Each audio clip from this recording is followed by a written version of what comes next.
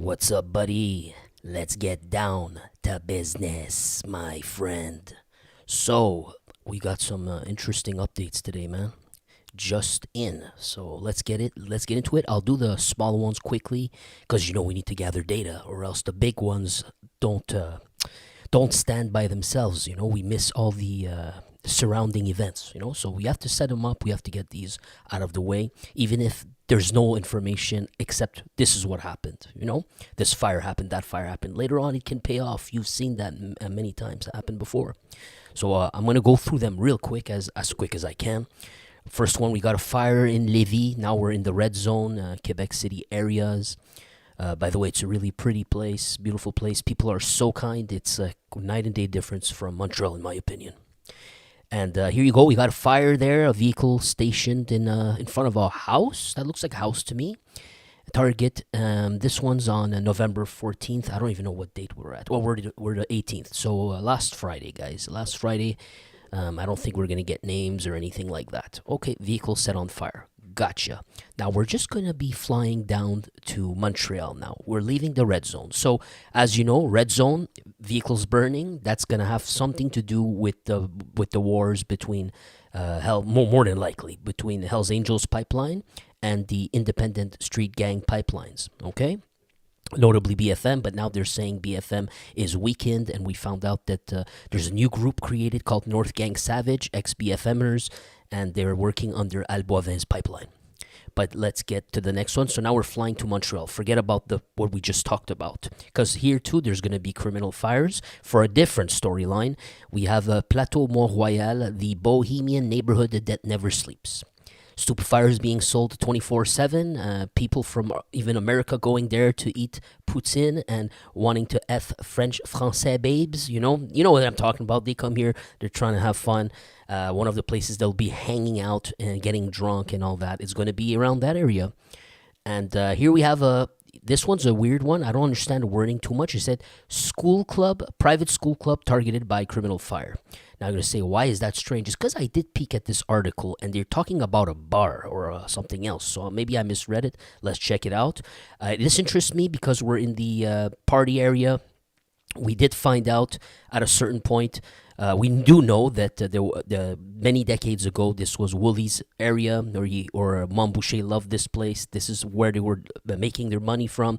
That eventually we found out it went to underling of Gregory Woolley, same pipeline though. What was his name? Celestin, who's now a marauder. But then we also found out that there was another. Was he hell? I think he can't remember for sure. I'm a little bit. I'm not. I think he was a rocker. Jean-Guy Bourgoin, I think his name was. We found out he was in the biker wars and all that. But we also found out more recently. When I say more recently, I don't mean last month. Maybe in the last few years, he ran a pipeline there too. And then at a certain point, we have no understanding. Well, I don't. No understanding what happened. But they tried to kill Jean-Guy Bourgoin. Then you need to ask yourself, it has something to do with running, flowing stupefiers in that area. If it's so contested, it's two different interests.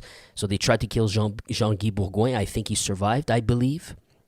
But anyways, so just to give you a little background lore of what we understand, what we know, based on some facts for this neighborhood, it might be useful.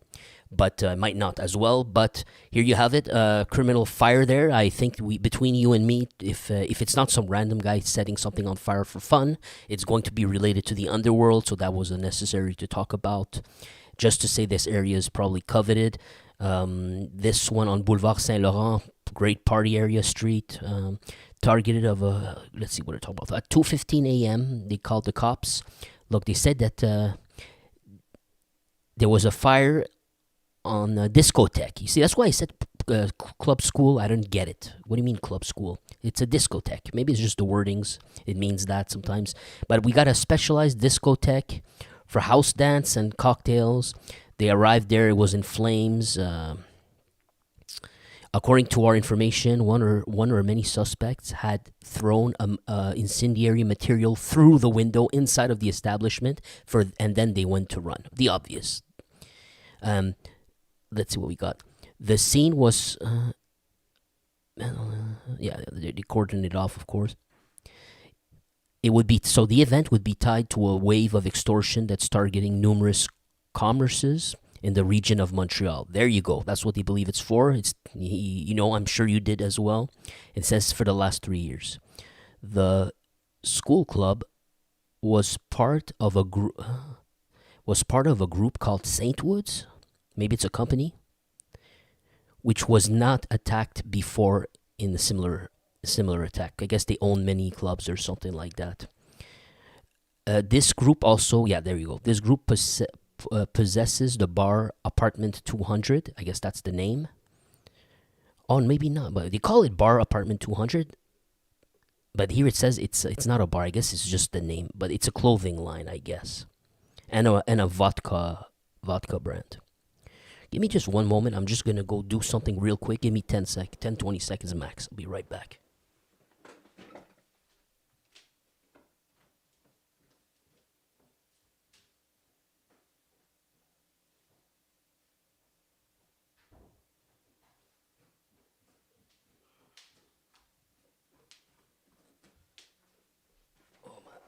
My apologies for that, guys. Oh, by the way, while I'm here, hello, Chris, Heretic, Anthony Serrano, and Feedback Fred. Hello, buddy. So there you have it. It continues the waves of extortions, territory but now we have Plateau Mont Royal. And I don't really recall, maybe because we've had too many news, but I don't recall having an event like this in Plateau Mont Royal in recent times. Unless I didn't realize it, and we covered it, but I didn't know it was the area. But for me, it feels like a kind of new, although it is downtown. We had other incidences in downtown for extortion. And Mountain Woman. What's up, Mountain Woman? All right, the next story. I really don't want to spend time on this, but it needs to be said because it's a big event. But there's no names, no infos. 2 injured by rounds in 15 minutes in Montreal. So 2 people got sprayed, guys. 2 people within 15 minutes time. I wonder if it's in the same block or not.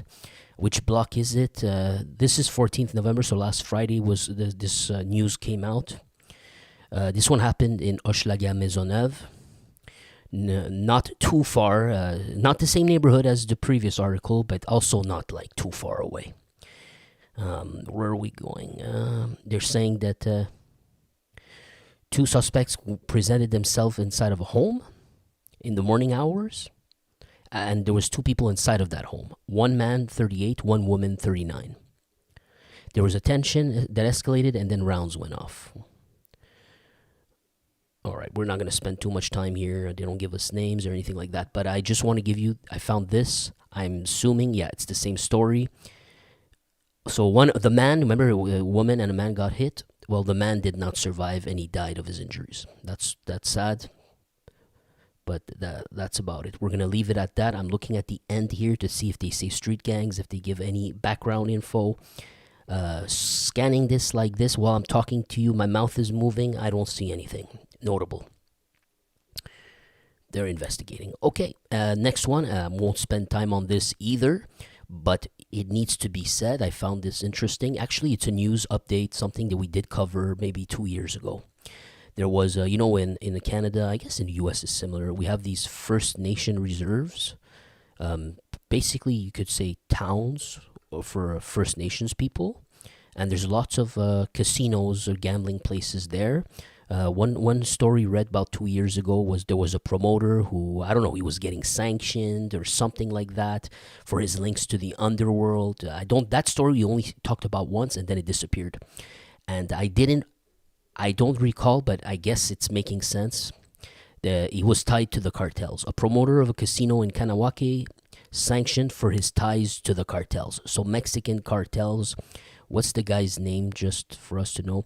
Businessman Loftar Hisa. He has a luxury residence in Mont Royal, funny enough. It's the same neighborhood we just said about the fires, the Bohemian neighborhood. Remember, with the discotheque? So he has a luxury house in Mont Royal. And look, his organization is an important criminal transnational organization. This is according to the United States government. So the United States government is the one who's announcing sanctions against the promoter of the casino in Quebec. And Kanawake is south of Montreal, by the way. So just so you have an idea. So we have a Lufthansa, we have a sanction from the American feds, and they're implicating him with the Mexican cartel. And here it says they operate with the consent of the Sinaloa cartel. So based on what I'm reading here, and for my spidey senses, not reading every word here, but I think he's money laundering for the Mexican cartel. What else would they need a casino for? It's probably it. Yeah, there you go. It has something to do with yeah. That's what it is. They're talking about money laundering right here. What do we got? Yeah, everything indicates that Lufthansa has infiltrated the Indian Reserve to facilitate the activities of money laundering in the name of the Mexican cartel, the Sinaloa cartel. All right.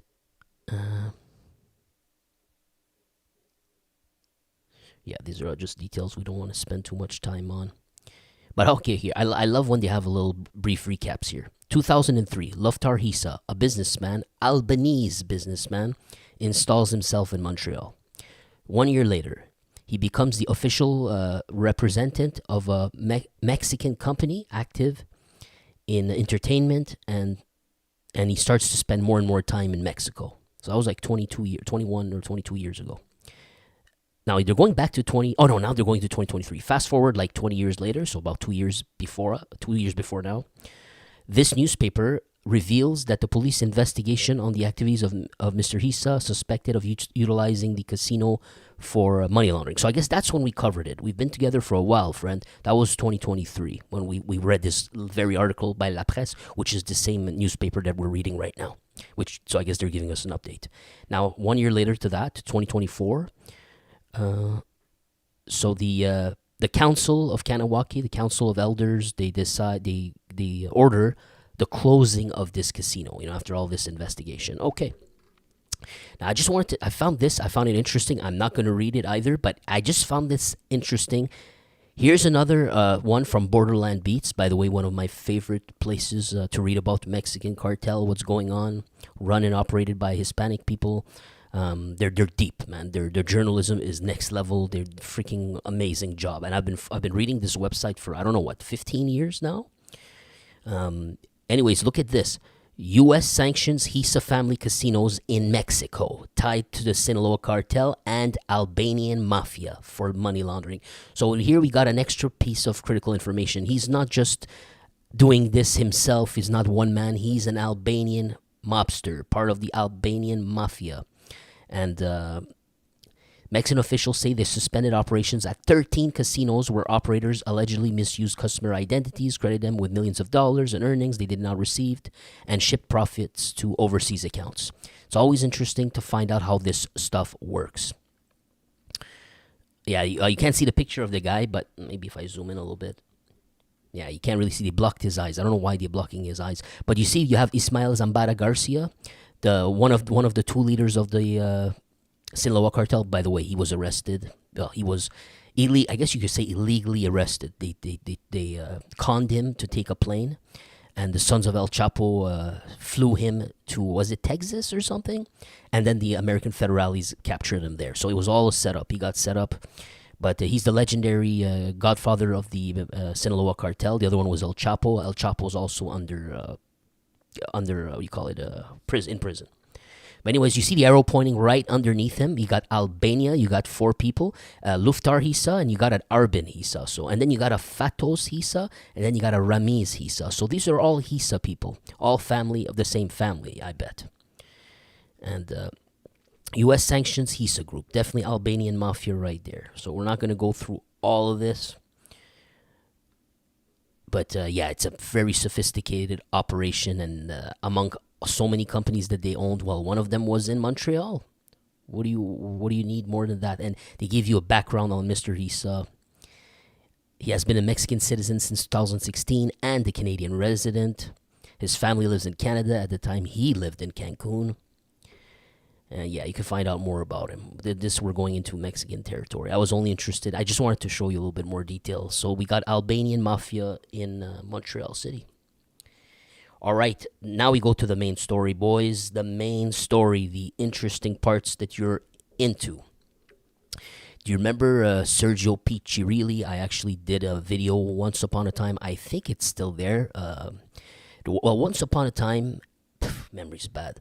Once upon a time, over 20 years ago, there was a mob family in Granby in Quebec, and I don't remember the details, but they were not very happy with the Rizzutos, or they were in conflict with, was it bikers or Rizzutos? I cannot recall 100%.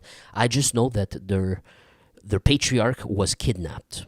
The patriarch was kidnapped. He was put inside of a house. They held him hostage, and Mr. Suspected that Mr. Sergio Piccirilli was part of that hostage taking.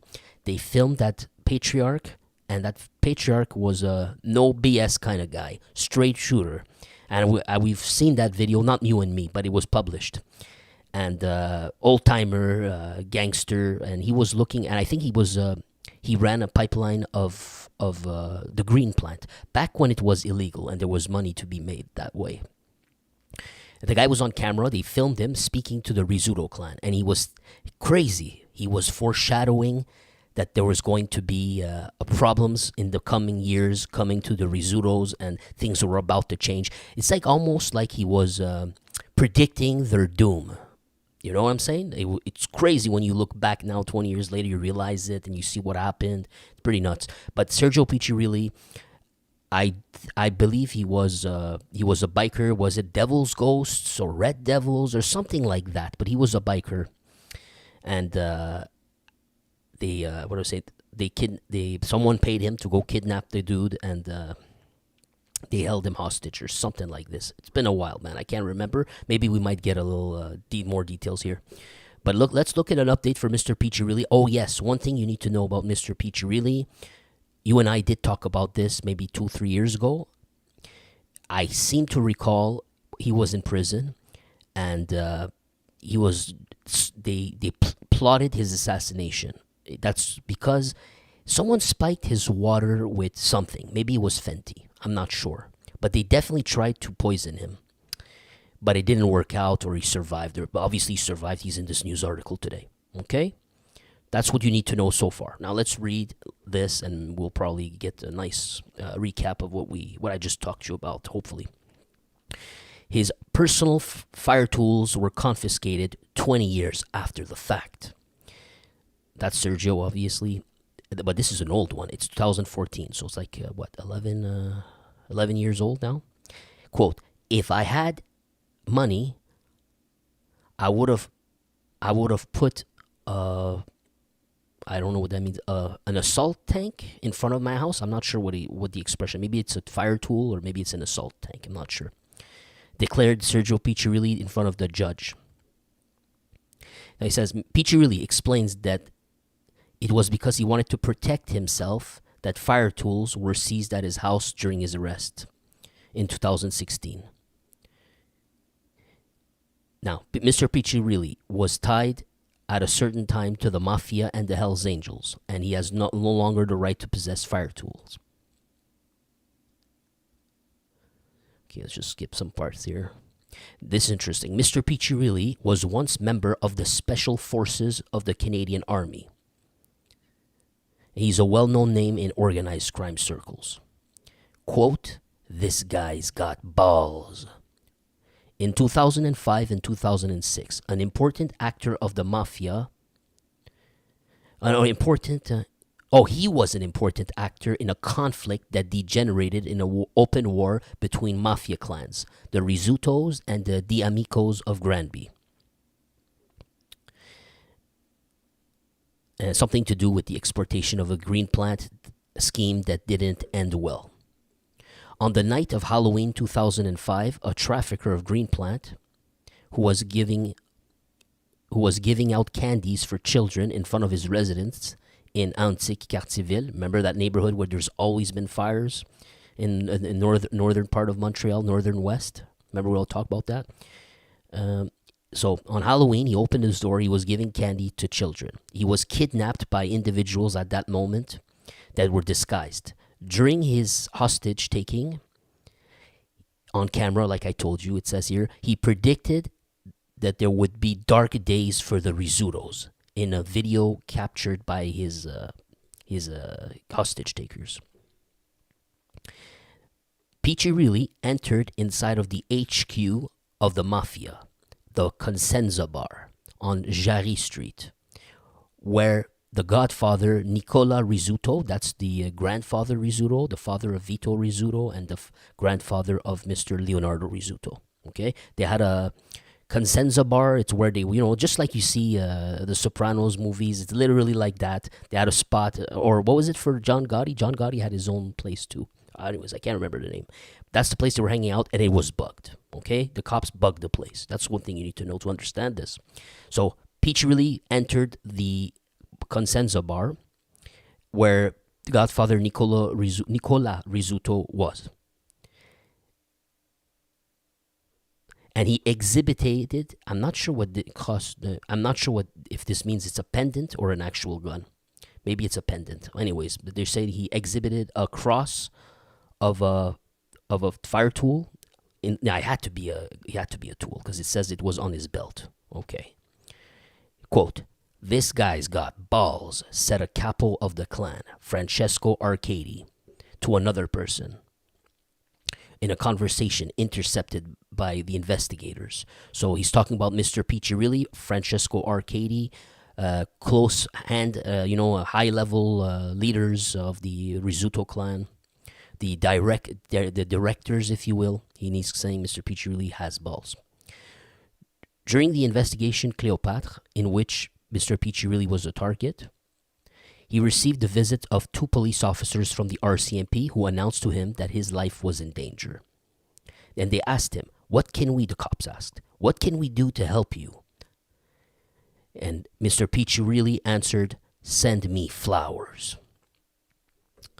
In September of 2011, in Laval, Reynald Desjardins was a target of rounds being let off by an individual on a, is it a moto marine? I'm not too sure.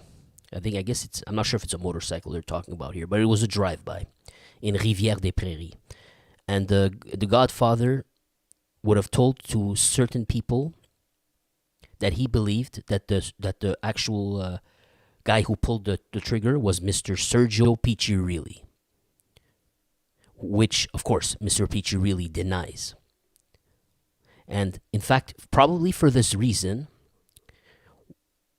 one of his passages in court in Laval in March 2014 happened under police surveillance. So, he was protected because of this. They worried that he was going to be a target back. They escorted him to the court where he had a due date, to appear in front of a judge.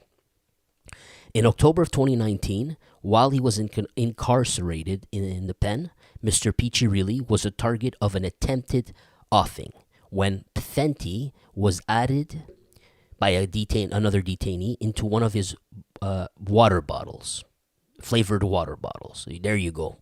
That's it. It was Fenty. He was once a member of the Devil's Ghost, a puppet school of the Hells Angels. Okay, there you go, guys. That's it. The Red Devils didn't make sense. Devil's Ghost, I guess that's the one. But here you go. You have a picture of him, and you see him surrounded by bikers. You can see it says Rive Nord here. It means North Shore.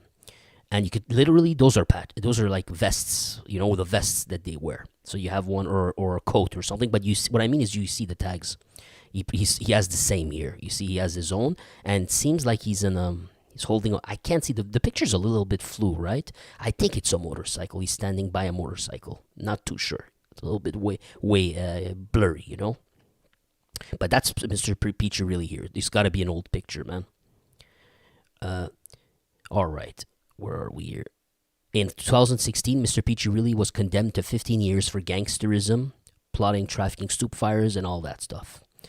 During a 2006 warrant searches, they found the 3 fire tools, a Winchester, a Marlin, and a Calico that were seized at a close friend and another in his house, of which one of them was under his pillow. So you couldn't sleep without one. It had to be under his pillow. He was super paranoid. How could you blame him?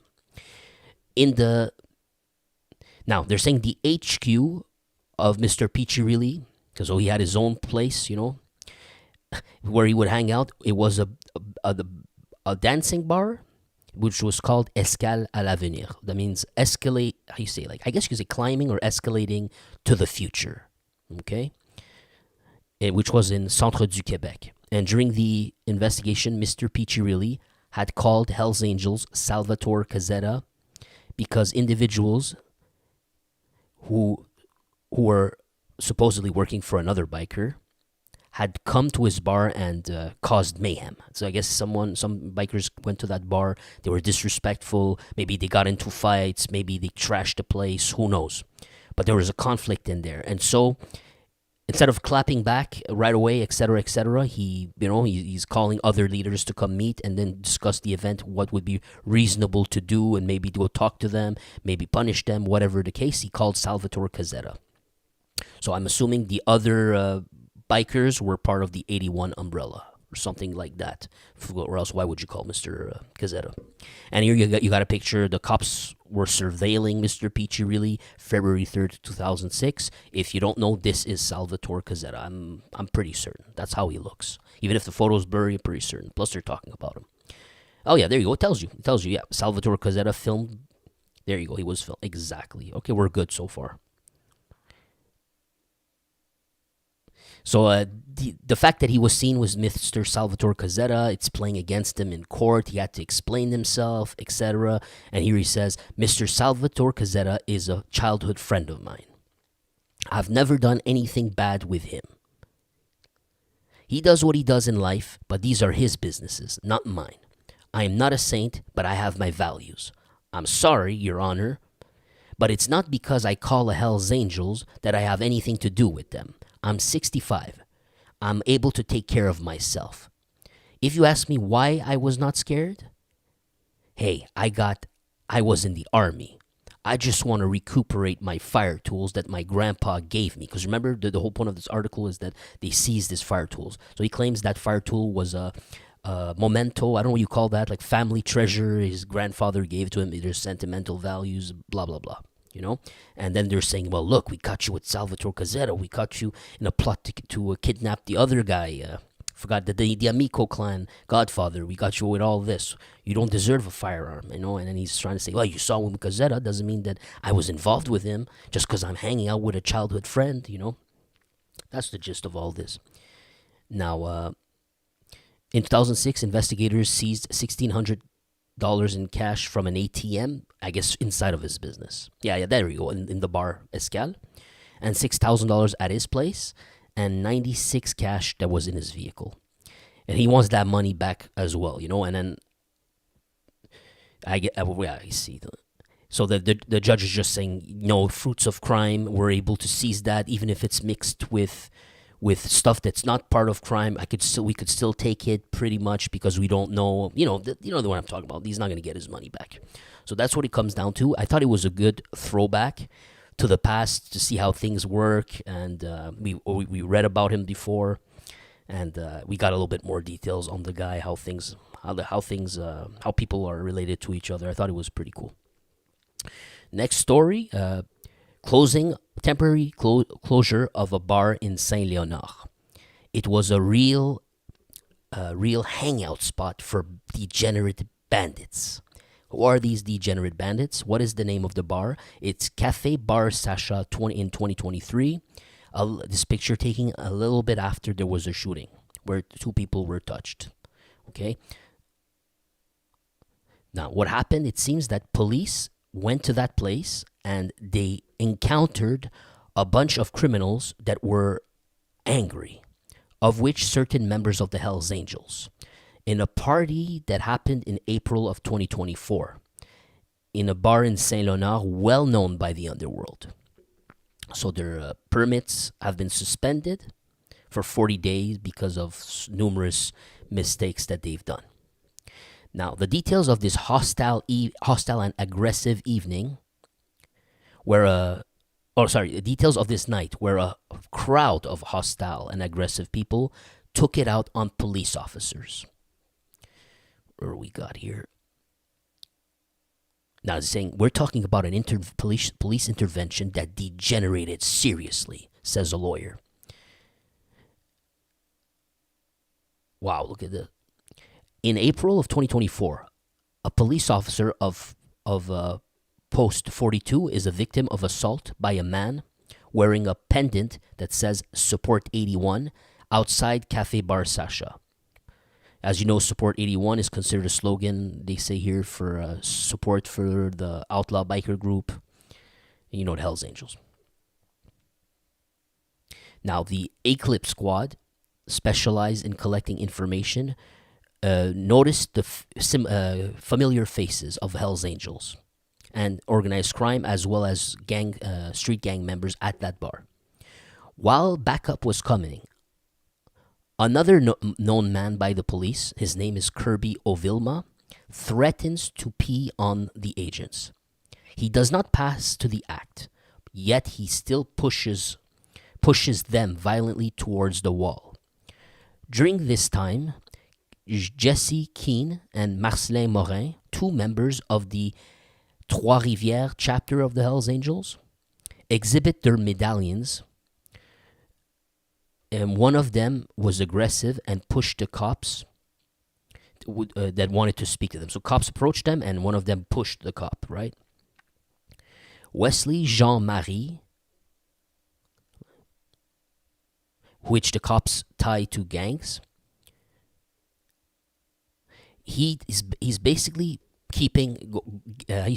mixing himself to the scramble. He's getting in the middle of it, and he's like, basically, it's like he's doing protection for the bikers. He's keeping the cops away. He's like pushing them off, you know. And at that point, it degenerates. Bottles, glasses, everything is thrown towards Eclipse police squad, and you hear stuff like "F you pig." Wow, they got an "F you pig" by a doorman of the bar who said that to a police officer. About 30 clients had witnessed this disorder. Anyways, let's keep going.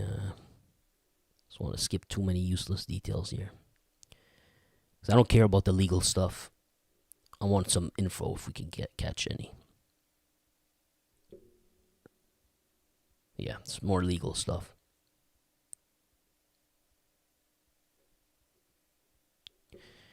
All right. So yeah, the bar owner is mad. He's saying the cops are not able to do anything. They're losers, whatever, man. Anyways, closure of the bar in Saint Léonard. So there you go. Their favorite hangout spot. It seems like it's going to be closed for 40 days. And they might not go back. All right, main story of the day, guys. Main story. This is the interesting part for me. You know, redoubtable chief of gang arrested for murder. This is not just anybody here. In the past 2-3 years, but mainly the last 2 years, me and you have covered numerous criminal fires in the downtown area. And while we read those articles, I translated them for you. We found out that there was 2 street gangs that were at odds. Well, maybe it's better to say, because there's more than 2 street gangs, but 2 main street gangs. Maybe I should say 2 different pipelines. Maybe it's better. 2 different street gang pipelines. Maybe it's better. So you know, there's multiple gangs on one side. There's another, and there's multiple gangs on the other side. Both of them are against each other. Okay, 2 main alliance, if you will. And one of them was Arab Power on the side. Man, memory's not too good. One of them was Arab Power on the side. There might have even been 3, but I don't want to make a mistake here. But I know that for sure there was a Okay, let me just simplify it. We have Mr. Celestin, the Marauder. He had his ex-street gang people, the other gangs that work for him, and he was at odds with Atna Ohna, aka Tupac. This was the 2 main ones. And then Arab Power, I don't know where they figure in these 2, or if there should be a third wheel. I'm not too certain, because it gets a little bit complicated at this point. But the 2 was Celestin and you have Atna Ohna. For sure, these 2 were at odds. And then the rumor was they're both responsible for trying to grab territories in the downtown, extortions and things like that. That was the rumor, but there was only 1 or 2 articles speaking about that, and it was never mentioned again. Maybe it was just even 1 article from La Presse. I don't like to lean on just one, but I'm telling you that was a big one. And remember, we also covered a few years ago. We weren't together for you year when that happened, but we covered it still, and I have a video. Actually, I have a video on it. When the Hell's Angels met Atna Ohna in a park, there was cops were following them, and cops grabbed photos, and you could see Atna Ohna with old timer Hell's Angels in a park. Clearly, they were having a meeting in a children's park. They were having a meeting about 4 or 5 years ago. You know, we covered that in an article. This is the guy. Okay, now let's read. So he was arrested. It just happened. When is this? Published today at 8:40. This is fresh. Redoubtable chief of gang arrested for murder. Atna Ohna, nicknamed Tupac, is a chief of an emerging group of organized crime in Montreal. He was arrested Tuesday morning today. All right. Now, according to our infos, Ohna, 40 years old, was apprehended by the RCMP at the request of the FBI of the United States. Now, that's a shocker. That's a shocker, guys. For the murder of Jonathan Acevedo Garcia, assassinated by a hitman in Medellin, Colombia on the 31st of January. Wow. We actually read about Mr. Jonathan Acevedo Garcia. We actually had read when that happened. I do remember. There was this Montrealer, may have he moved here and then he moved here maybe as a kid, but anyhow, he was part of the underworld, and at a certain point he went to Colombia. And it was like a sort of out, maybe it was like a bar or a restaurant or something like that, and he got ambushed. We read about it. We actually did read about it. But we didn't know the reasons why. But he was. It seemed like he was a middleman or something. It's pretty shocking that to hear right now Atna Ohna's name with the FBI. You know, I'm RCMP, sure, but at the request of the FBI for the murder of Jonathan Acevedo Garcia, assassinated by a hitman in Medellin. Damn. Acevedo Garcia was once part of a Colombian organization, who had ties to the gang of Ryan Wedding, nicknamed the Snowboarder. Oh yeah, Ryan Wedding, the psychopath, that the police considered as one of the most important traffickers of cane inside of Canada. Ryan Wedding had a lot of hitmen, paying them tons of money, just waiting to receive a call to make big bucks. Ryan Wedding was no joke. He was an ex-Olympian. I forget which sport. I guess snowboarding. But he was Olympian at a certain point, and then he fell into the underworld, and that's that, you know. I think he's still on the run right now, and he's still wanted. Ryan Wedding is no joke, you know. No freaking joke. The dude is a dangerous person. He's on the run, and he was running an operation with ties with the Mexican cartels and all of that, man. So it's fascinating to hear Acevedo Garcia was a member of a Montreal group, or a Colombian Montreal group, who had links to Ryan Wedding. Okay. Now, the American authorities announced on Monday in a conference call, or a conference event,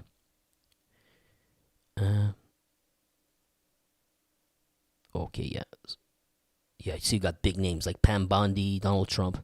According to our information, Mrs. Bondi, director of the FBI, Kash Patel, and other American officials. So there's another. They're baptizing another operation called Giant Slalom, of which the principal target, is Ryan Wedding. Wow, they really are targeting Canadians now in America. Think about where we are at now. Think about it. Where we are, where a Canadian organized crime is at now. When you got the FBI, you got Pam Bondi, you got Kash Patel. Think about it. How far we have reached when it's the FBI who's launching investigations on Canadian criminals, you know? Think about it. Look how far we are, man. Apparently, they would be announcing the arrest of numerous individuals, of which Canadians and Quebecers. According to our infos, this newspaper right here, La Presse, Atna Ohna and at least one other individual would have been equally arrested, and they will appear Tuesday at the Montreal courthouse.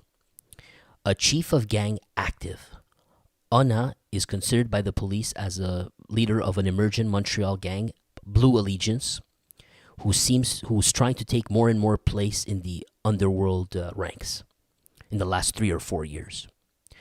The police suspect him and his gang to be behind numerous misdeeds tied to extortion that are targeting licensed establishments in Montreal and Laval since 2002. I'm wondering if this is a mistake here. They're saying since 2002. Now, I do not buy the 2002. I think there's an error of there's a typo here. There's got to be a typo. So he's been extorting since he was 20. This whole thing, I don't know. I don't really buy this here. This is not right. I think it's 2022, friend. Plus, he said since the last 3 or 4 years. You feel me? That can't be it. It's got to be 2022. Now, the police believe that Ohna is implicated in a wave of extortion in association with other emerging gangs, notably Younes Ataki, related to Arab power. So here the wording is in association. So by the way they chose this word, I think I got my answer. They seem to be implicating Mr. Atna Ohna is in an alliance with Arab power. Now it makes sense. And they are against Celestin clan and their gangs. Okay? So let's continue. So he's saying that Ohna is implicated in a wave of extortion in association with other chief of gangs, notably Younes Ataki, related to Arab power, and Charalambos Theologu, who you remember last month we talked about it. He got assassinated. It's the Greek, remember Bobby the Greek, who got assassinated inside of a restaurant where he was with his bodyguard, and he was meeting two people, and I think one or two shooters went inside of the store or a Starbucks or something, and they assassinated him. Remember, we were together. That was big news. And that's what I'm glad they mentioned this, because they were saying that Mr. Telogu was also part of the schemes to the extortion stuff. And they say that he was a middleman to dispatch contracts by other groups to be executed. So contracts to execute burning places probably, but definitely killing people. So yeah, he was ambushed in Laval last month. Okay. Ohna would have equally made ties to other organizations in the Montreal region, such as the Mafia, the Hells Angels, but the links would have then fallen into pieces. Something happened between them, and so in the beginning, it's usually that way. You're a nobody. You start from nothing. You need a pipeline. You need to be fed the stuff so you can sell it. You start to make more money. You stack it. You gain importance into their eyes, and then eventually, so you start off with something like this. He had ties to Montreal Mafia and Hells Angels, and then at a certain point, the answer remains mysterious to me. The relation fell apart with these groups. He notably was a close friend of an important mafia person, David Barberio. We talked about him in the news numerous times. I mean, I translated, but we read about it. Look at this. So he was notably close to David Barberio before getting into a dispute with him. Barberio was a victim of an attempted murder at his house in Laval in September of 2021. Ohna would have equally had ties to the Lebanese mafia. On the 6th of May 2020, the police were surveilling him, a meeting with, there you go, that's the Hells Angels, the old timer I was talking to you about. Hells Angels, Gilles Lambert and François Vachon. And also the Lebanese criminal mobster Joseph Chamaille. I think Joseph Chamaille got murked. I believe he got murked. Yeah, and a member of gang oft as well, France Louis. Yeah, France, we remember we covered that. He got murked. He should be in this. He's not in this picture, is he? Where is he? He's not on this one, but there was another picture of him. And this is the event I told you about. They were meeting in the child park, remember? So you have Gilles Lambert. Sorry about that. Let me just, here you go. Gilles Lambert right here. France. Oh, there you go. There's France. He's got assassinated, by the way. France Louis right there. You got Joseph Chamaille. I believe he got murked. And you got Atna Ohna Tupac. He's right here. And then you got the other Hells Angels, Francois Vachon. There you go. And he's right here. They're meeting in a park. It looks like Gilles Lambert's laughing. But you see, it's like all of them together meeting in a park, and they have bikers on the parking lot or around doing security just in case they don't get ambushed. If you're interested, there's a video I made about this. We covered it. Now, since 2023, wait, let me just see if I didn't miss anything. No, we're good. Since 2023, Ohna was advised by the police that there is a contract on his head. And there has been a contract at least 3 times to kill him. One must ask, does this contract come from the Celestin pipeline side? So he would be constantly moving around now, fully armed to protect himself. How could you blame him? Ryan Wedding, nicknamed Snowboarder, who was part of the Olympics in Canada, is actively wanted by authorities. Yes, we know that. He's on the 10 most wanted list. And according to the RCMP, Wedding is the leader of a criminal network tied to the Mexican cartels. And yeah, the Americans want him. No surprise there. Now, my question is, why are they telling us this whole story with Ryan Wedding and all this? But we don't give us enough details. But they do give us clues. One thing, Atna Ohna is wanted for murder. Okay. Number 2, it's not the RCMP that's asking for him. It's at the request of the FBI. And it seems like the FBI is going after Ryan Wedding. So could it be that the cane somehow, the pipeline comes from Ryan Wedding? Or is it Ryan Wedding who requested services from the network? And it got into the hands of Atna Ohna, who got someone to execute it, or he executed it himself. But he's getting charged for murder. So the key question is, what is this charge of murder, and how is it linked to Ryan Wedding? That's the key question here.